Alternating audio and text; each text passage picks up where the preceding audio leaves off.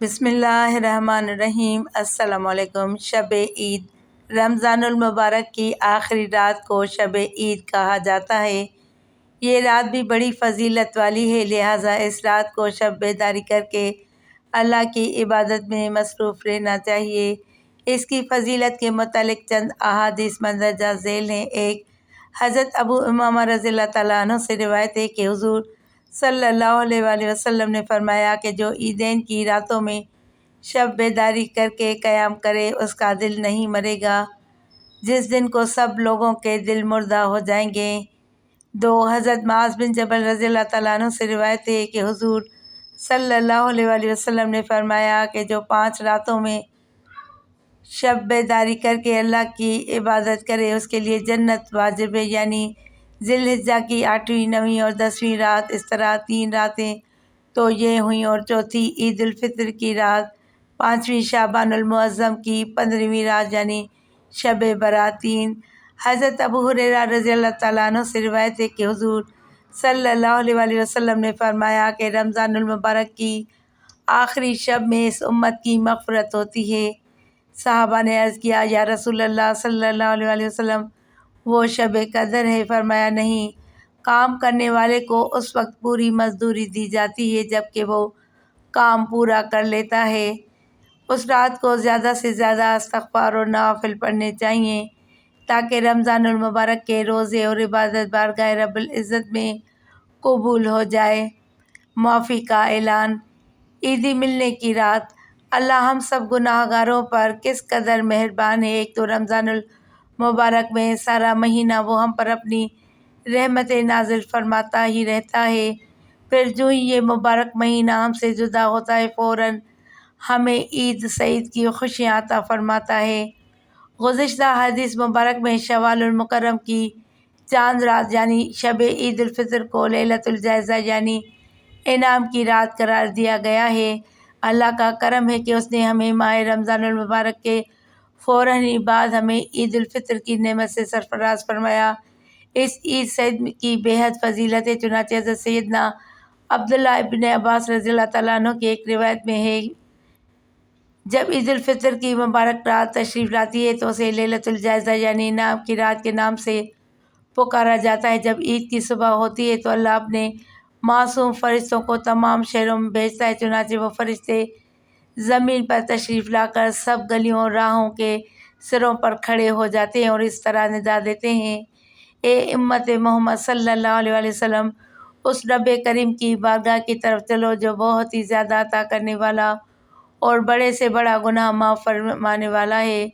پھر اللہ عز و جل اپنے بندوں سے یوں مخاطب ہوتا ہے، اے میرے بندو، مانگو کیا مانگتے ہو، میری عزت و جلال کی قسم آج کے روز اس نماز عید کے اجتماع میں اپنی آخرت کے بارے میں جو کچھ سوال کرو گے وہ پورا کروں گا، اور جو کچھ دنیا کے بارے میں مانگو گے اس میں تمہاری بھلائی کی طرف نظر فرماؤں گا، یعنی اس معاملے میں وہ کروں گا جس میں تمہاری بہتری ہو۔ میری عزت کی قسم، جب تک تم میرا لحاظ رکھو گے میں بھی تمہاری خطاؤں پر پردہ پوشی فرماتا رہوں گا۔ میری عزت و جلال کی قسم، میں تمہیں حد سے بڑھنے والوں یعنی مجرموں کے ساتھ رسوا نہ کروں گا۔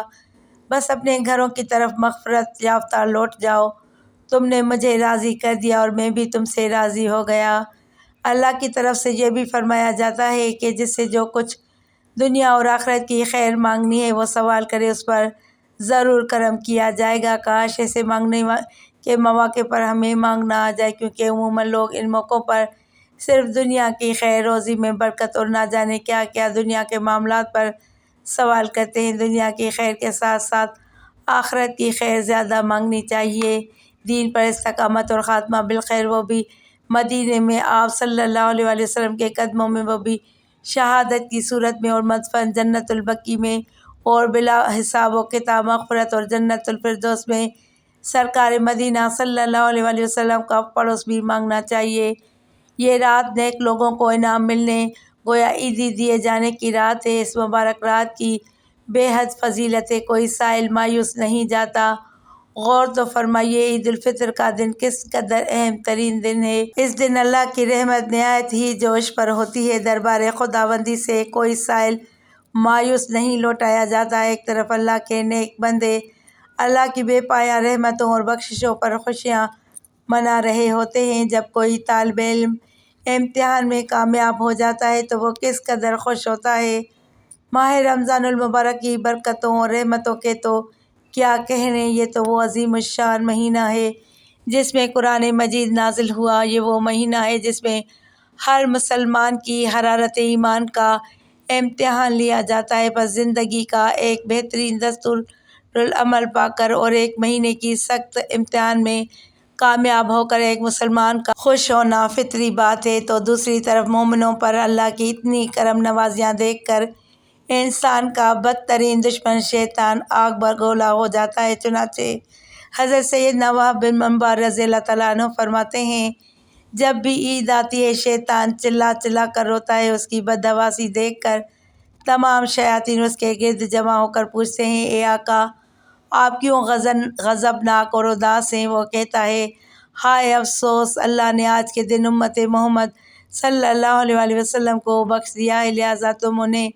لذات و نفسانی خواہشات میں مشغول کر دو۔ کیا شیطان کامیاب ہے؟ دیکھا آپ نے شیطان پر عید کا دن کس قدر گراں گزرتا ہے، لہٰذا وہ اپنی ذریت کو حکم صادر کر دیتا ہے کہ تم مسلمانوں کو لذت نفسانی میں مشغول کر دو۔ فی زمانہ شیطان اپنے اس وار میں کامیاب ہوتا نظر آ رہا ہے۔ عید کی آمد پر ہونا تو یہ چاہیے تھا کہ عبادت کر کے اللہ کا زیادہ سے زیادہ شکر ادا کیا جاتا، مگر افسوس، 100 کروڑ افسوس، اب مسلمان عید سعید کا حقیقی مقصد ہی بھلا بیٹھے ہیں۔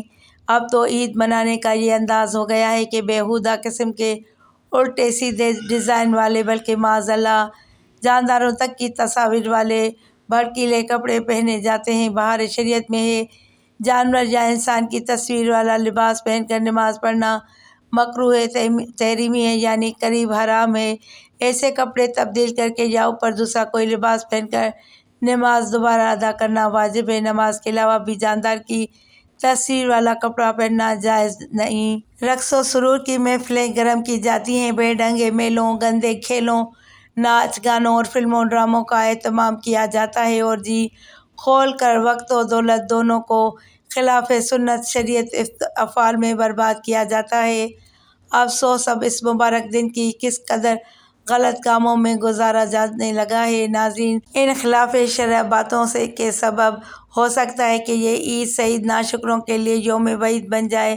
اپنے حال پر رحم کیجیے، فیشن پرستی اور فضول خرچی سے باز آ جائیے۔ دیکھیے تو صحیح، اللہ نے فضول خرچوں کو قرآن پاک میں شیطانوں کا بھائی قرار دیا ہے۔ چنانچہ پارہ 15 سورہ بنی اسرائیل کی آیت نمبر 26 اور 27 میں ارشاد ہوتا ہے، ترجمہ کنز ایمان، اور فضول نہ اڑا، بے شک اڑانے والے شیطانوں کے بھائی ہیں، اور شیطان اپنے رب کا بڑا ناشکرا ہے۔ عید کس لیے ہے؟ سرکار صلی اللہ علیہ وآلہ وسلم کی محبت سے سرشار دیوانوں، سچی بات تو یہی ہے کہ عید ان خوش بخت مسلمانوں کا حصہ ہے جنہوں نے ماہ محترم رمضان المعظم کو روزوں، نمازوں اور دیگر عبادتوں میں گزارا، تو یہ عید ان کے لیے اللہ عز و جل کی طرف سے مزدوری ملنے کا دن ہے۔